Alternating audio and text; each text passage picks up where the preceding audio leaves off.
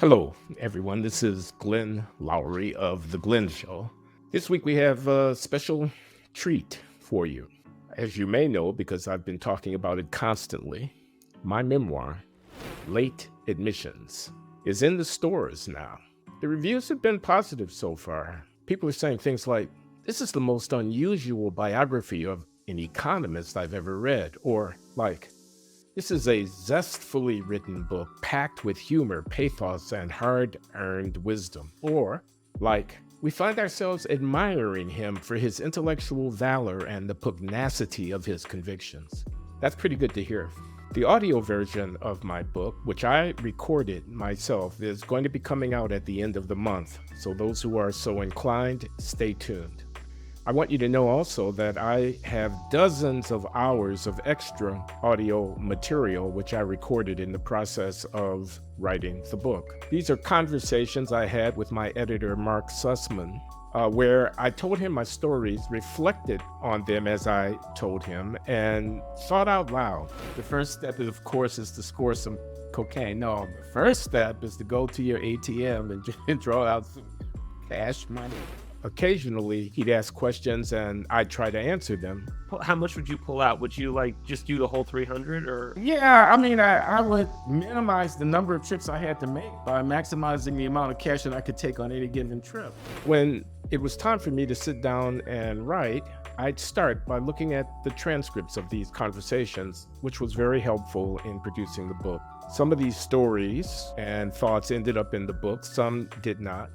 I'm going to share some of these excerpts here on the podcast. In this first installment, you'll hear about how I got arrested driving a stolen car as a teenager, about my Regal Auntie Eloise and her husband, the intrepid Uncle Moonie, about my experiences as a youngster in and around our family's church, about winners and losers amongst the kids I grew up with on Chicago's South Side in the 1950s and 60s, and about some words that come to mind when I remember my amazing mother, Gloria. We'll need to decide how much of this archive of conversations should be published. Going through the raw materials and cutting these clips takes work, so if you want to hear more, just let me know by leaving a comment or clicking like.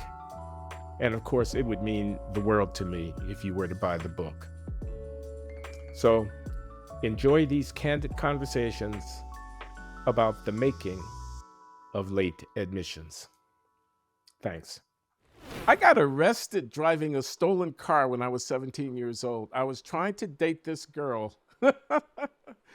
She was a year behind me in high school. She was about my age, but she was a junior. I was a senior.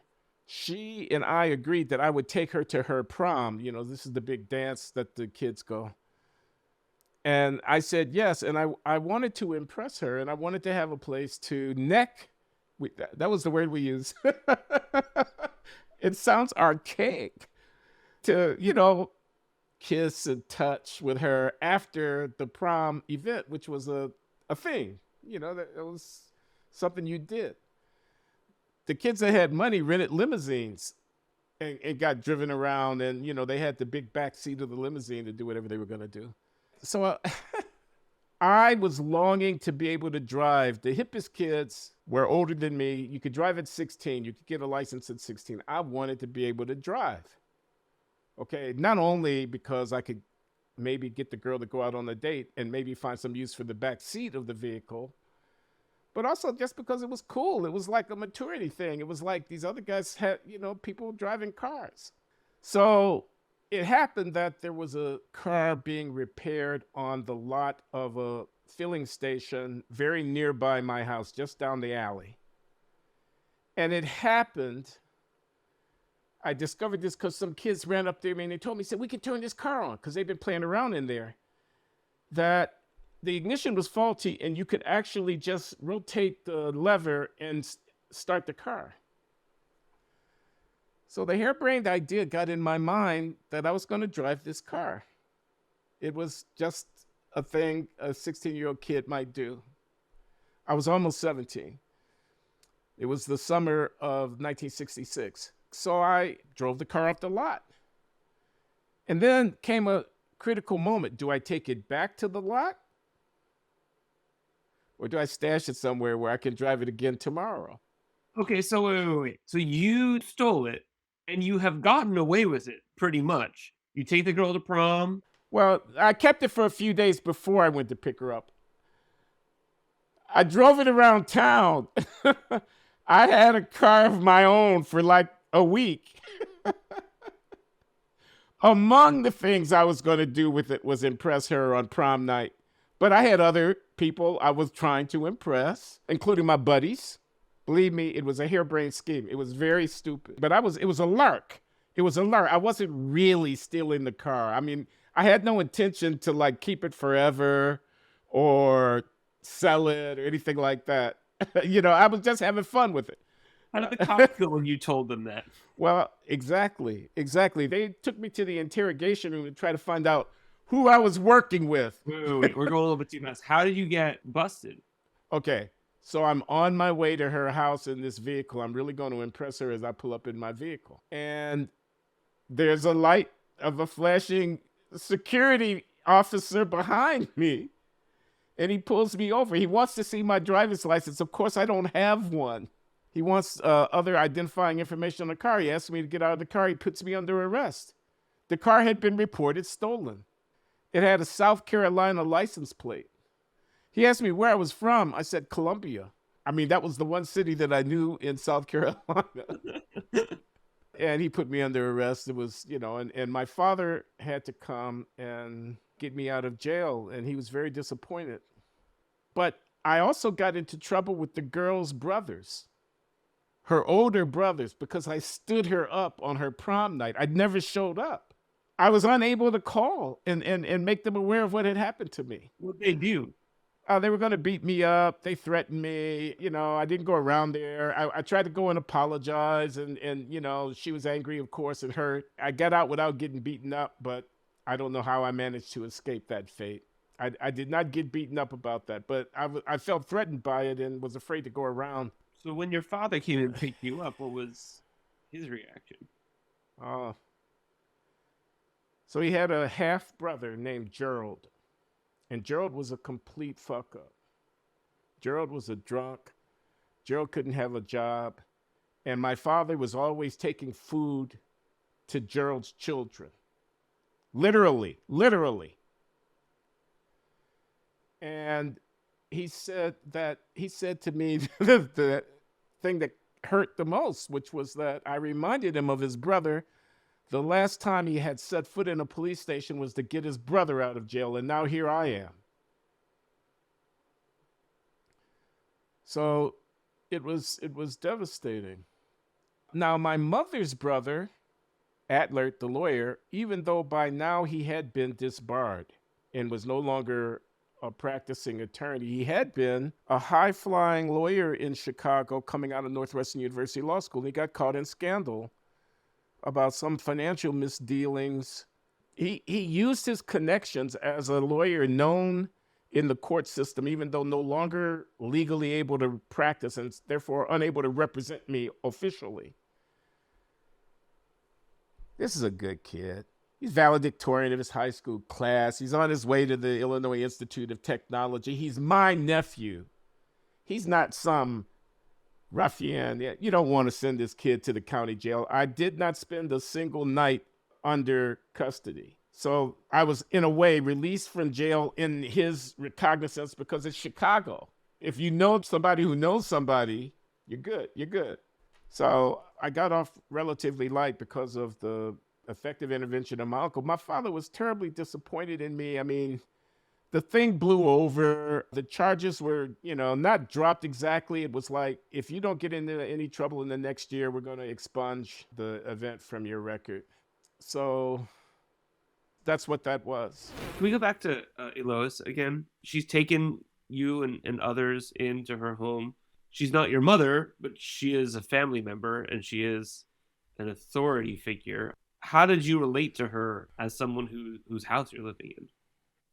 I revered her and I was in awe of her because she was actually the foundation of our whole family. She was, Uncle Moonie, her husband, a very good man, a barber and a small businessman. And they had a dry cleaner for a while, and she worked behind the counter at the dry cleaner, and my mother's brother Alfred worked on one of these steam presses back in the old days when they would press the clothes right there in the back room of the dry cleaning establishment. And she worked that for a while, but by the time that Leonette, Mama, and I came to live in Auntie Lois's house, she had retired from that, and soon enough, uh, I was probably 10 when we came to live there. By the time I was 12, the adoption process that I mentioned earlier had begun to unfold. So she was around. She was regal. She was tall. I don't know, 5'11", maybe even 6 feet. She was voluptuous uh, in a long, lean way. I mean, she was busty and hippie, but she wasn't round. She was straight. She was very ambitious. That house they bought seemed like a palace to me. The apartments that my mother had us living in were as nothing compared to this grand house at 7329 South Michigan Avenue in the 1950s. It had been literally an all-white neighborhood. And our family, Eloise and Uncle Moonie, were probably the second or third black family on the block. Eventually, of course, the neighborhood became all black except for Woody and his family. But that took maybe 4, 5, 6 years to unfold. So it was an integrated neighborhood when they first moved in, and when we came, there was still a number of whites who were around. They bought this beautiful house. How they pulled that off, I don't know, because it wasn't like I mean, they saved their money, and Uncle Mooney hustled, and he did what he had to do to make a living. There was the barbershop. There was the back of the barbershop.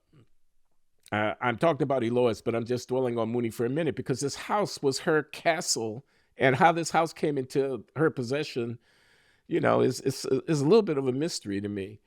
Uh, you know, Nobody had 100 grand sitting in the bank. Okay, so they scraped together a down payment. They got a mortgage somehow, and they bought this house. And then it was a question of making the note every month, and it was always a challenge. But she was very ambitious. She wanted to have this big, beautiful house. I mean, this house was maybe 6 bedrooms if you include the little apartment that my mother, my sister, and I were staying in. It had a wonderful yard. It had a fish pond in the backyard. It had a brick fire barbecue pit built in to the backyard. It was a 3-car garage, as I recall. It had a screened-in front porch in the brick structures.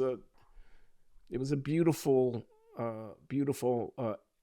elegant home, and it was entirely fitting that she should have a house like that because that's how you imagine her.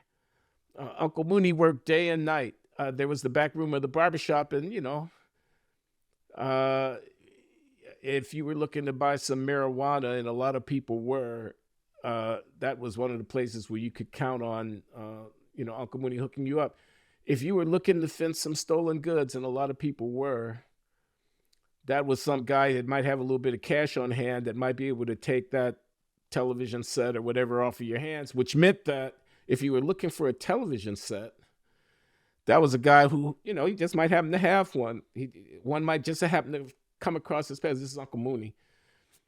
I can remember Uncle Mooney who hustled in order to be able to keep Eloise on her throne, the queen. He did what he had to do. She was tall and regal. She had to be at least 4 inches taller than him. How did they talk to each other? She sounds like you say, like Regal. Moonie sounds like he must have maybe not been exactly of that same character, but you know what I mean? Well, in order to do what he they had go to do. way back. She was married before to a guy who was a bum. I never met him. I mean, they were broken up before I was born. She was married, her first marriage, right out of her mother's house. Her mother had died. I think she was 17 or 18. My mother was 12, and her brothers were older, like 14 and 16. Alfred and Adler, and Eloise was the oldest. Um, and she married some guy who was no good, and that didn't last very long. He was abusive, etc. She got out of that, and she met Moonie, and she would have been in.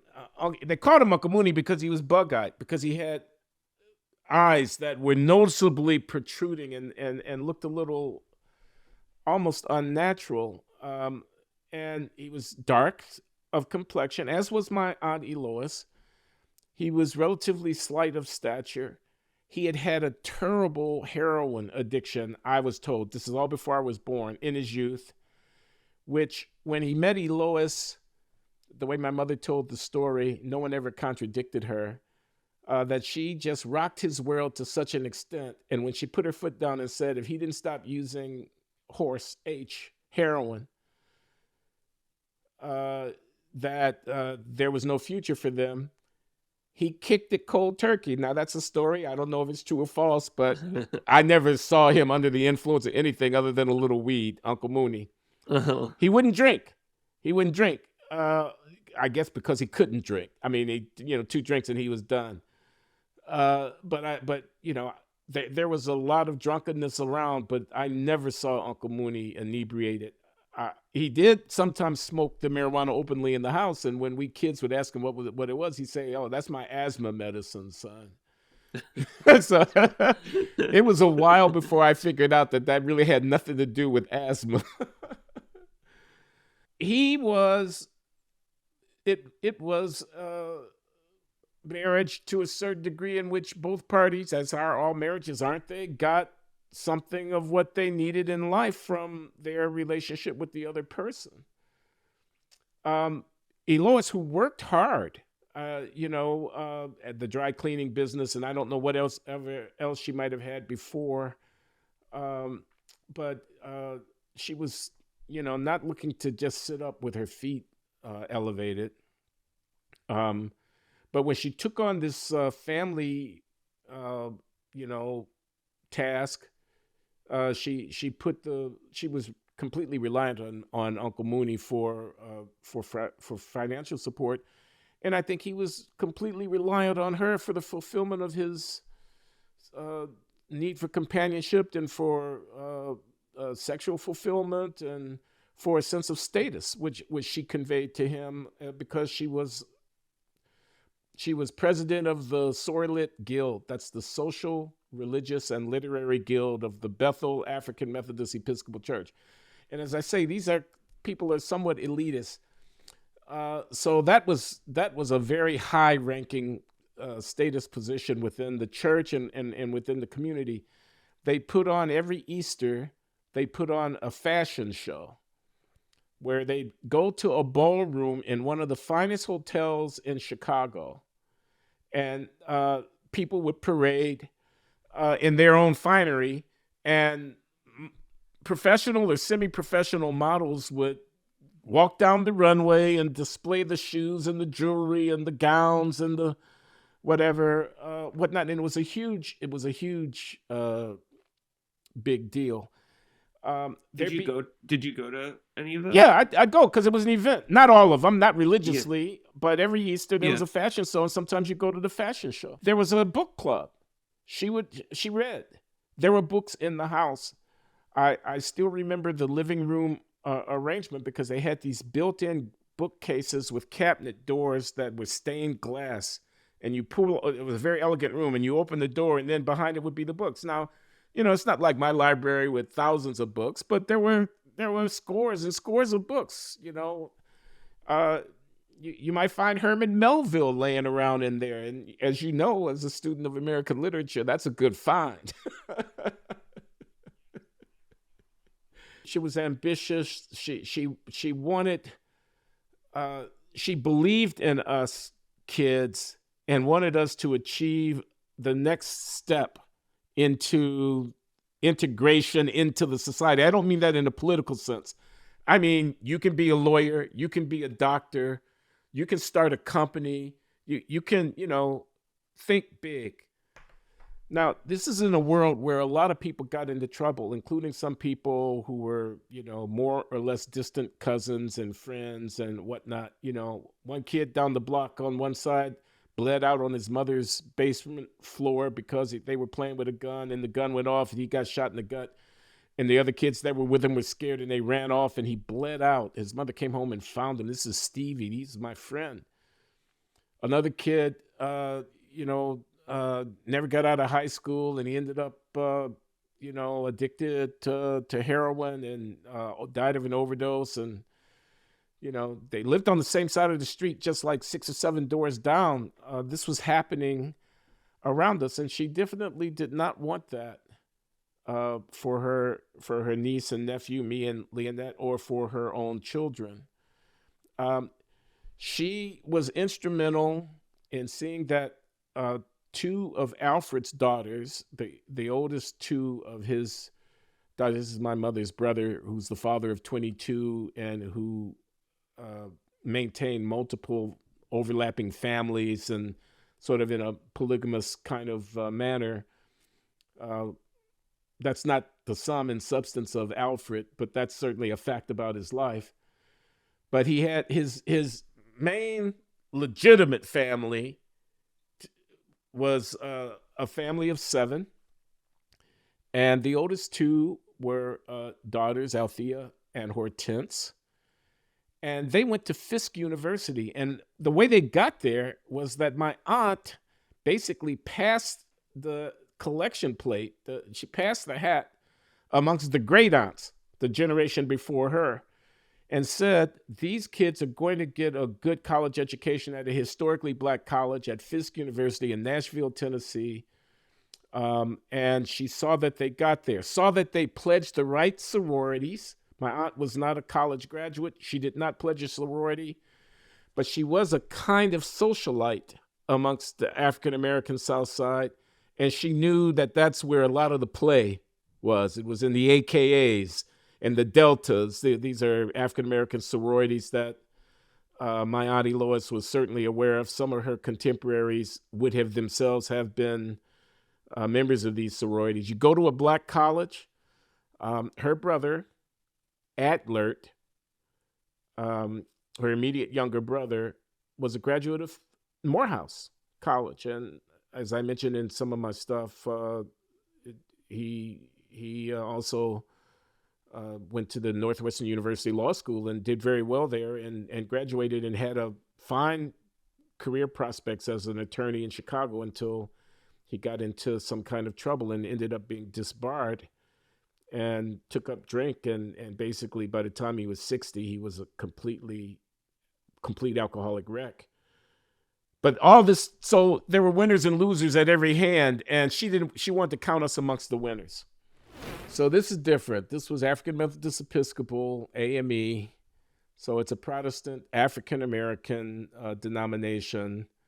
It is relative to some other Protestant African-American denominations, old, dates back to the late 18th century.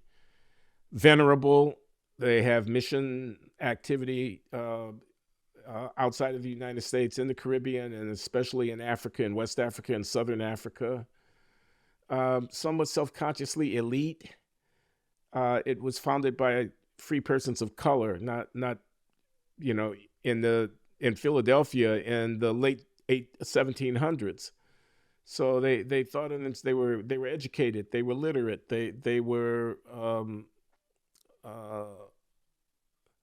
upper class Negroes, the early AMEs, and the church retained some of that flavor, but it was a black church, so it had the cultural tenor in terms of the music, in terms of the preaching, which was, depending on the congregation, more or less cerebral, but was always fiery and performative, and not the whooping kind of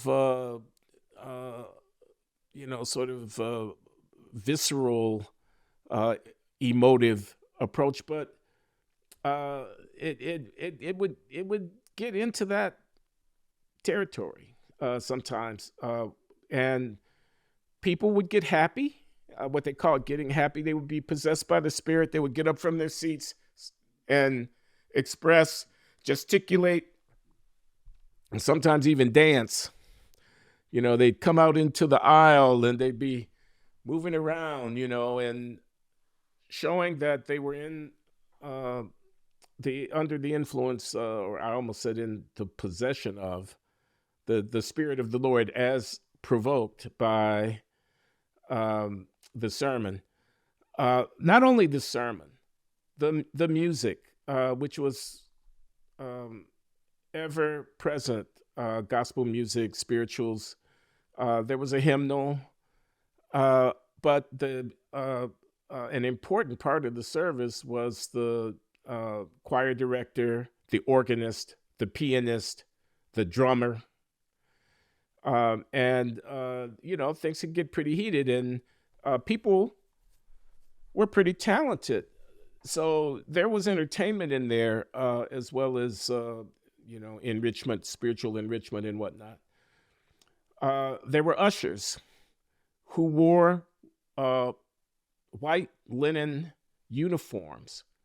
They were women who would, with white gloves, that would show you to your seat, hold you at the door to wait until the appropriate moment in the service that it was acceptable to walk down the aisle, help somebody who might have passed out from the exertions of the spiritual enthusiasm.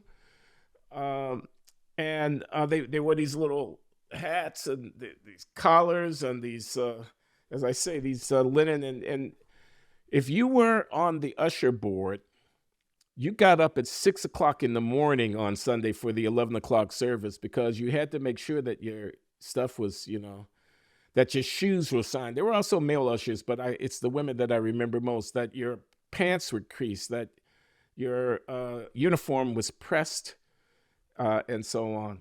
And they took it very seriously. The old folks would sit up in the front, especially the older women.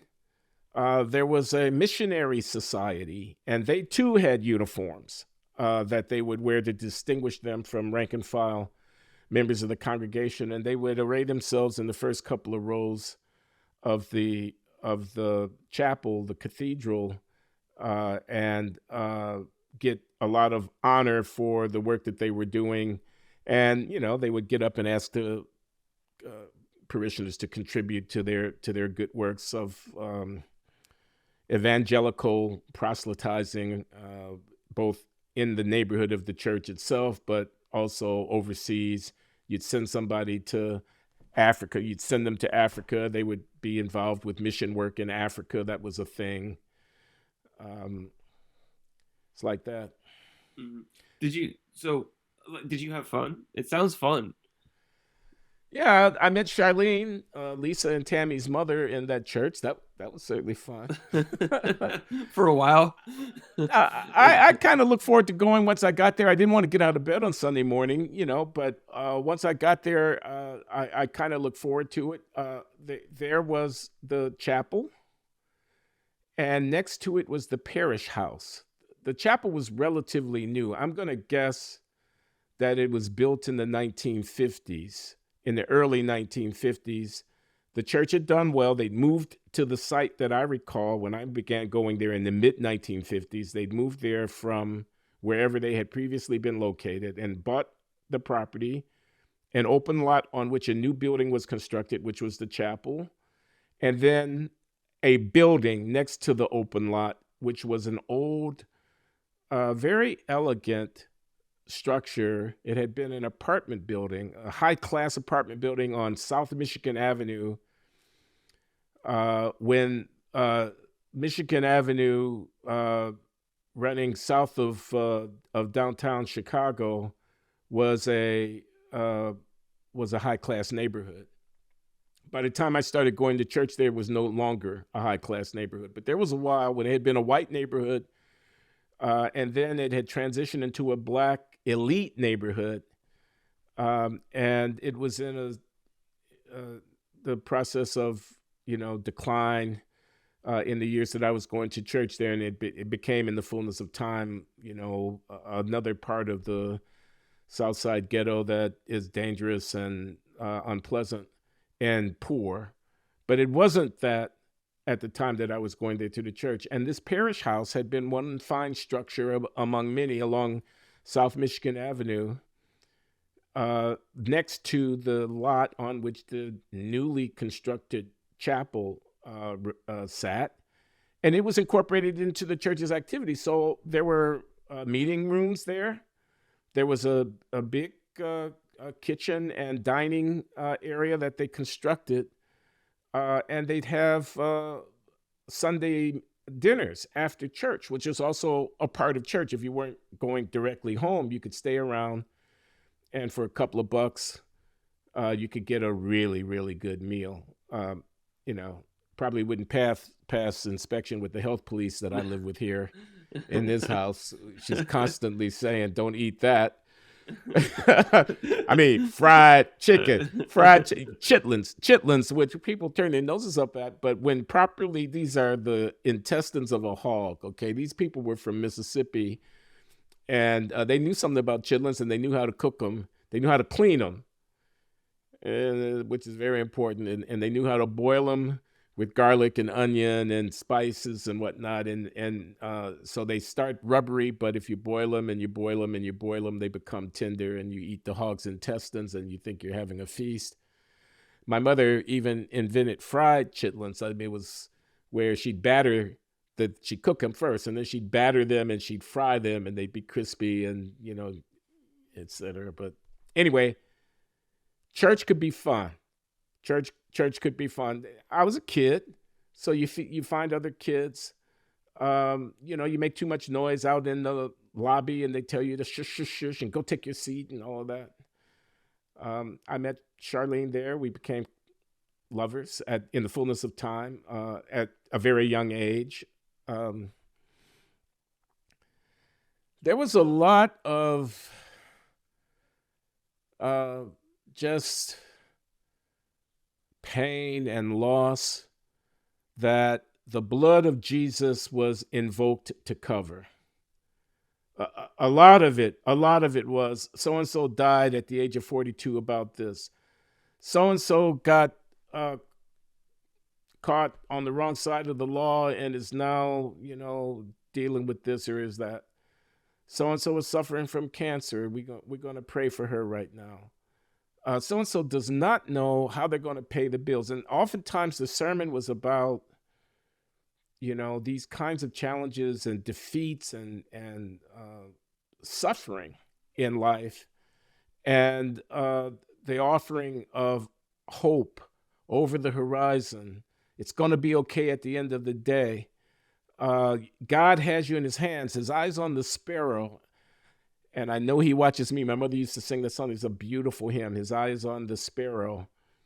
God is aware of the sparrow. So you know that he can, feel you. He feels you. He knows what you're going through. Don't, take it to the Lord in prayer. Take it to the Lord in prayer.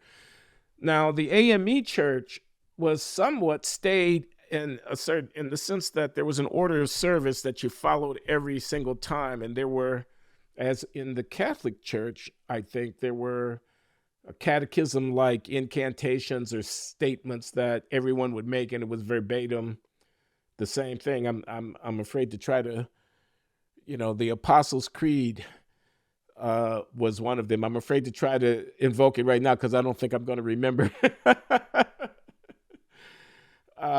But so there was a certain sense of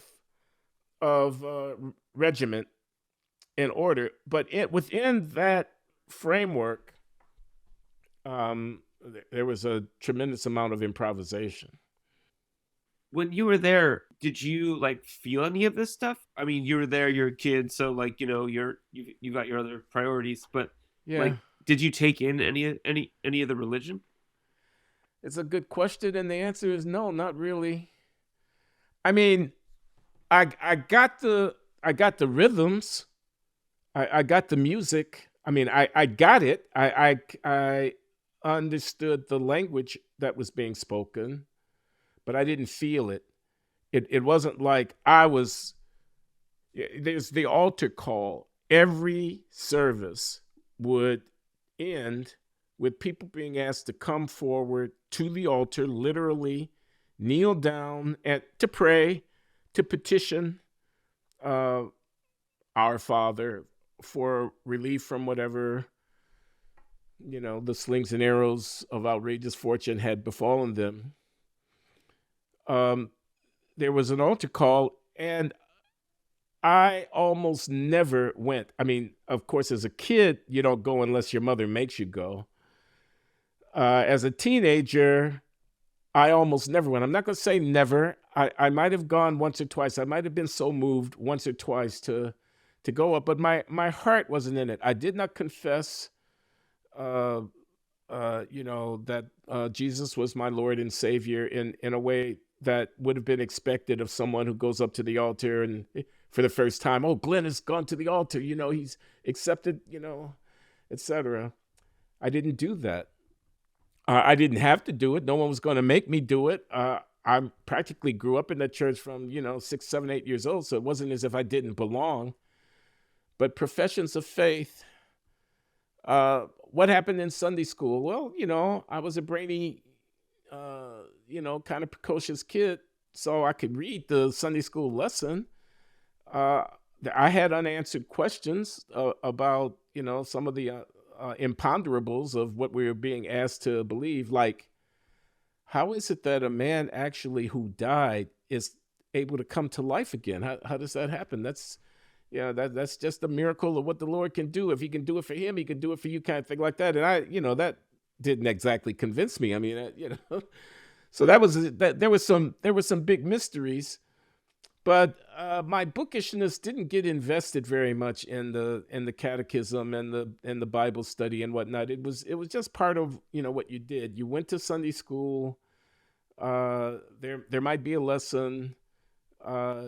You participated in whatever the class discussion and whatnot, but there wasn't any deep theological reflection going on there. Certainly not for me in my teenage years. Did you, aside from kind of like the public profession or feeling it at church, did you have any kind of religious feeling at all, or was it just not part of your kind of life? I mean, if you had asked, "Do I believe in God?" I would have said yes, of course, Well, because yeah, that's a different question. everybody believes in God. Yeah, no is the answer. I didn't really have. I didn't really have any kind of religious feeling. I mean, it was more like I don't know, a canon on which you could a literature on which I could draw. I mean, Shakespeare, is a body of stuff. You heard slings and arrows. I mean, Shakespeare, and so too the Bible. The Bible was a body of stuff. You could quote this or that. Um, the the idea that um, I'm now trying to remember whether Charlene and I ever sat and prayed together with our children about anything that was going on in our lives, and I don't believe that we did do. She came up in the same church that I did. Her mother was one of the stalwarts of the usher board, and I can still see my first wife's mother in her starched linen uniform. She was a relatively severe woman, Mrs. Teague. She loved everybody, but she couldn't help herself. She was old fashioned. She was Southern, and you know. But I don't know that we ever sat, the young couple, Glenn and Charlene, with the two kids, Lisa and Tammy, and prayed about anything that was happening in our lives. It just wasn't. It wasn't that active a part of our identity. It was, like I say, it was like the air you breathe, the music you listen to, um, TV shows you watch, and you go to church, and that's a part of the culture. I think that was characteristic of the social milieu amongst Black people in Chicago in that era, after the Second World War. There was a lot of status consciousness and status anxiety. I mean, I don't know how to actually say this. I mean, the people who lived in the projects, you definitely didn't want to hang out with them. I mean, they were losers and they weren't going anywhere. Uh, the reason that you're at 7329 South Michigan Avenue, where there are green lawns out in front of the houses and fruit trees in the backyards, and everybody takes care of their property and so forth, is so you don't have to walk across the Dan Ryan Expressway to the other side of the tracks, which were a stone's throw away, and get enmeshed in all of that shit. There were class differentiations of a relatively subtle nature about how people dressed, about their jewelry, about the cars that they were driving, about what they did for a living. And of course, not everybody was a doctor or a lawyer or an accountant. A lot of people worked at the steel mill and the stockyards and whatnot, but they knew how to go to work, come home, take a bath, shave, put on your good clothes, and show up for something that was commensurate with your aspirations for your status in life. And by the way, there was a lot of ongoing migration in my youth of Black people coming into Chicago on the bus or the train yesterday from Mobile, Alabama, and Tuscaloosa, Mississippi, and Memphis, Tennessee, and whatnot. And those country ass niggas, excuse me, but that's, I mean, who didn't know, you could tell from the bright, loud colors that they were wearing, from the conch hairdos that they were sporting, from the honky tonk blues that and not the refined tones of an Ellington or a Count Basie or a Charles Mingus. You could tell that they were from the country, that they were, and that was a stratum above which, because we were 3 generations in Chicago by the time I came along. That you definitely didn't want to fall into that. So when my mother, who was wandering around with us and took us to the west side of the city, to a neighborhood that was very much not in keeping with my Auntie Eloise's aspirations, she was absolutely appalled. And when the relationship, the marriage, my mother's second marriage fell apart, my aunt jumped at the chance to bring us into her home and into her supervision, because she knew the difference, and she wanted us on the right side of the line. You've talked a lot in the past about how when you went to Northwestern and then when you went to MIT, you weren't the only Black person there. There were a few other Black students, not many, but you described yourself as like of a different class, and you described them as kind of like stuck up, not real, not authentic, not in the way that you saw yourself as authentic. Yeah. Help me with this. You know what I mean? Because you sound like you're on the other side of that line, or that you were raised in an environment that was on the other side of that line.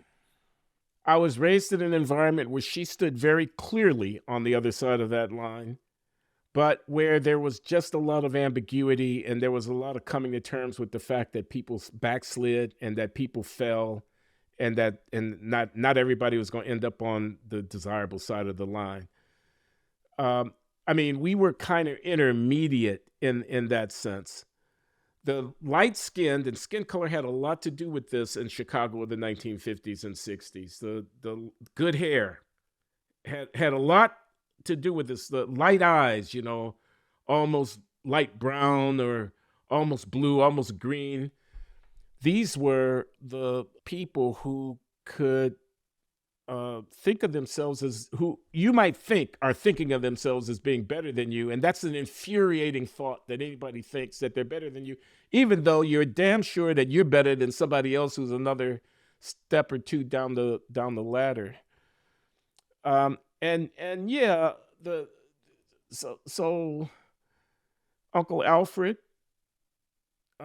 fathered 22, had polygamous multiple families across the town, and worked very hard, loved all of his children and whatever, but he was quite a character. Uncle Moonie hustled, and that involved doing a lot of stuff that was on the other side of the law. Um, Uncle Adler had gone to Morehouse College in the 1940s and early 50s. He was a contemporary, I don't think the same class, of MLK.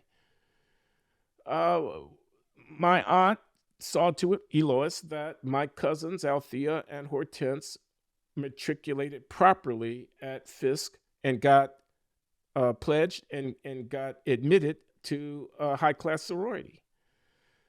Um, Uncle Clarence knew gangsters. I mean, this is their cousin. I called him Uncle Clarence. This is my mother's first cousin. He knew the hard Italian guys, you know, who when they would hijack a truck and wanted to offload the goods, Uncle Clarence was at the table with a pile of cash, and he was able to do some business with these kind of people. Uh, you know, it was very much a mixed bag. And while I was not at the bottom of the pecking order, I was also not at the top. And when I went east with a wife in tow and two children, or even when I went out to Northwestern University and encountered the African Americans out there as a full-time factory clerk who was married and stole hours to study away from his family and his job, I deeply resented the what I thought of as rich black kids whom I was encountering at Northwestern. I thought they were superficial. I thought they had been handed life on a platter, and they were cliquish, at least as I perceived them. And I was determined not to compete for social acceptance with those people. First of all, I was smarter than any of them. This is I mean, as I said to Dan Riley in this interview that I shared with you, I'd go to my philosophy class and I'd read Nietzsche. And then I'd bump into these kids on the quad, and they wanted to tell me where the next party was. I say, man, when you read Nietzsche, you need somebody to talk to. They're superficial. What kind of clothes are you wearing? Well, I had a pocket protector full of ink pens in my plaid shirt. Wow. And my jeans and because I had to go to my clerk's job after I finished taking classes. And they're tooling around in their daddy's convertible, and these are the black kids. Yeah. I don't even get me started with the rich white kids. I mean, they were in a world that I had no access to or any way really of knowing anything about. This is my encounter with Northwestern University. I didn't compare myself or interact very much with them except politely as we passed on our way to class or whatever, or in an exchange about the course material that somebody might call to my attention. But the black kids, I didn't relate to at all well either. And I resented them. I resented the ease of their lives. I resented what I took to be their superficial engagement with, with the enormous intellectual smorgasbord laid out before us, which for me in my early 20s, I was older than these kids. And having this opportunity now to really study, I took it as gold. I mean, this was just, it doesn't get any better than this. I was lapping it up all the time. And they were living high on the hog, and they were, so it's a little bit of that. And that carried over to coming east to graduate school, when there was also a social scene amongst African Americans in Cambridge. Again, I'm married. I have two children. And even though we split in my second year, the second semester of my second year in graduate school, I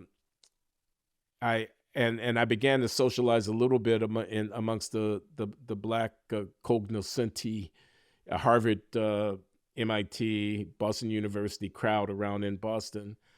It was never my thing, and I never felt comfortable with them. And I paint with such a broad brush. I mean, obviously there are many different kinds of people, many good people. I made a few friends, but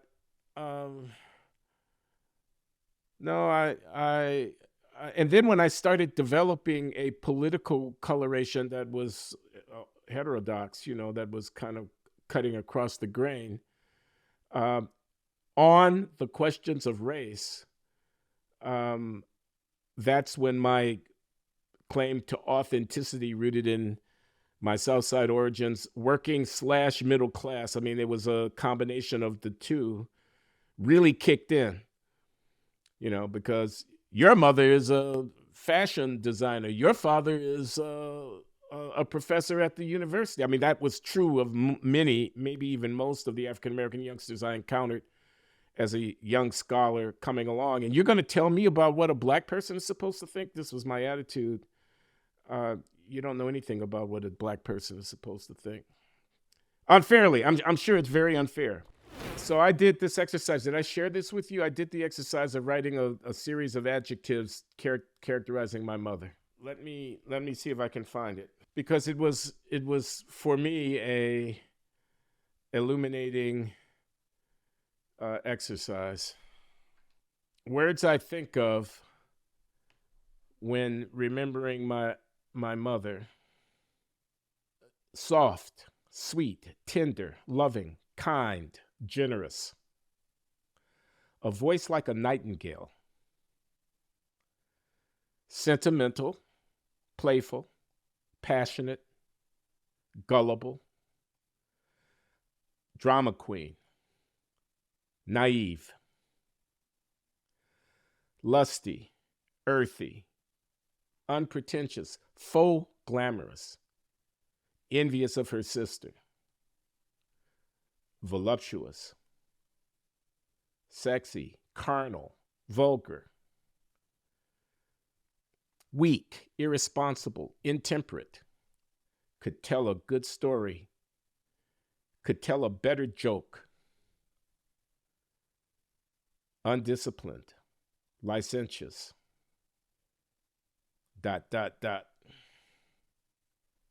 And this, by the way, is the reflection of a conversation that's been ongoing between my lovely wife, Lawan, and myself. Lawan thinks that I am a Jekyll and Hyde figure,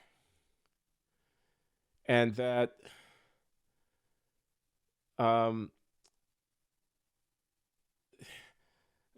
a kind of composite of two different, almost opposite impulses. One is cold. That's my father. Taciturn, disciplined, prideful, self-reliant, will step over somebody if he has some place to go, will not be pulled down by these laggards. This is what Lawan sees in my father, whom she never met. My father, who died without allowing me to come and see him the last part of his life, and never met my wife. And when I told him that I wanted him to, he laughed. He shrugged it off with a smirk. Oh, you're going to get married again, huh? What, as if in what's new? You're talking about Lawan. Yeah, I'm talking about Lawan. Yes, my so this father, is after Linda. So Linda. Yeah, Linda had been dead for several years. She sees my father as this self-imposed, balled up fist, me against the world, and God damn it, the world hasn't got a chance guy. And she sees my mother as giving, forgiving, and my mother was. When Lawan and I have an argument in which I say, you can be too generous to people who need help, they have to help themselves at the end of the day. And therefore, the problem of helping someone is a hard problem, not an easy problem. The easiest thing to do is to give them money. It's harder to know when to not give them money and let them go through what they have to go through. I say to my wife, based on my experience with Alcoholics Anonymous and with recovery from addiction. I saw a lot of people slide back. I know what enabling is about. I know what it means to enable an addict. I use that as an example. I say to my wife, of a more general principle, which is that at the end of the day, people have to take care of themselves. You don't want a world in which they don't do that. And so when they need help, for which you should have a great deal of sympathy, you also have to be wise. wise enough to know that you cannot solve that problem, which is the central problem of life, as Jordan Peterson would put it, and that drives her crazy. Stand up straight with your shoulders back. But that's my bottom line. And she say, that's Everett, my father's name. That's Everett talking. Your mother, and it's true, my mother would have given the needy person with the sob story the last dollar. She'd have given him the shirt off of her back. She was that sentimental. She was that sweet. She was always talking about, you have to understand the other side. Whenever someone would do something that was wrong, like abandon their children or fall into a drunken, stupor, or lose their job for not showing up on time, or not pay the rent because they went to a party and it got good and they ended up spending all the money. My mother would be able to see their side of whatever it was, and would not quickly invoke a kind of judgmental condemnation. And Lawan thinks I'm somehow a combination of those things. She thinks I'm somehow, you know, she hates the Everett side of me. She thinks that's why I'm a conservative politically, because I have not reined in this inheritance of steely impatience, of judgment, condemnation, and a kind of, I have built my life on my own. I say that sometimes because I feel it sometimes. Of course, obviously, I have not done what I've done in life on my own. As Obama would put it, you didn't build that. Somebody had to help you. Of course, I got a lot of help along the way. But at the same time, I'm a guy who was a crack cocaine addict, and I didn't stop using crack cocaine because somebody did something for me. I stopped using crack cocaine because I faced up to the realities of life, and I had to support, but also the fortitude to go through what one has to go through in order to stop using that kind of a drug. I didn't, get from the south side of Chicago to Harvard University at the age of 33 by not busting my ass, which I did. I didn't decide to marry the mother of my children instead of what a lot of people did, and go to work as a clerk in a factory full time instead of what a lot of people did. That was character, I want to say to my wife, and I'm proud of that. I want to say to my wife, and she wants to look at the people who didn't do the things that I did and say of them, some sob story. And I'm adopt the position of my father. They need to either get busy or get out of the way. And she hates that side of me, my lovely wife. So I started out trying to use it a little bit. So I started to say, on one side is the Cartmans, burning the candle of life at both ends. In the other corner stands Everett Loury. He's 5'8" or 5'9", weighing 160 pounds, soaking wet. This is my father, maybe 170. He was not a big man, although he was a big man, and I think there's something. I think there's something to it. I mean, I think it's an oversimplification, just this kind of binary, and I am not my father, neither am I my mother.